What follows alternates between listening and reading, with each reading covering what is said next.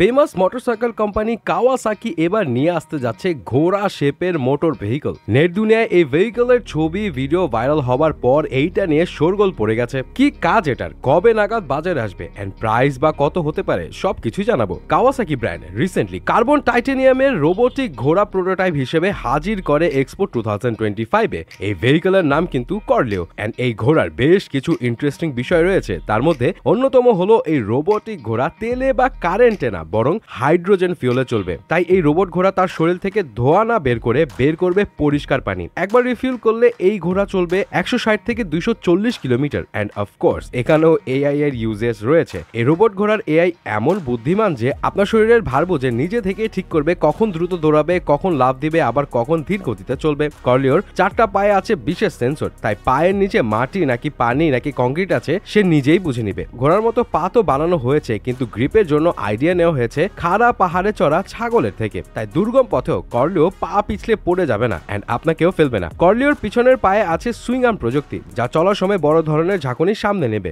এই রোবট ঘোড়ার প্রাথমিক ডিজাইনে দেখা যায় এতে বসতে পারবে ম্যাক্সিমাম 2 জন। তবে কর্লিও চলবে একদম নিঃশব্দে। তবে গতির বেলায় একটু ধৈর্য ধরতে হবে, কারণ কর্লিওর গতি ঘন্টায় 25 কিলোমিটার। রাস্তায় রেসিং করতে পারবেন না, তবে এমন জায়গায় যেতে পারবেন যেখানে অফ রোড বাইক নিয়ে যাওয়াটাও পসিবল না। যেহেতু এই ভেহিকলটা এখন কনসেপ্ট পর্যায়ে রয়েছে, তাই রিপোর্ট বলছে কর্লিওকে বাজারে আনতে এখনো সময় লাগবে 25 বছর। মানে কপাল ভালো থাকলে 2050 সাল নাগাদ বাজারে আসতে পারে কর্লিও। এই কর্লিও দেখতে যেমন জোস, এন্ড এর দামও কিন্তু হবে তেমনই জোস। ধারণা করা হচ্ছে এই রোবট ঘোড়ার দাম হতে পারে 3 কোটি থেকে 5 কোটি টাকার মতো।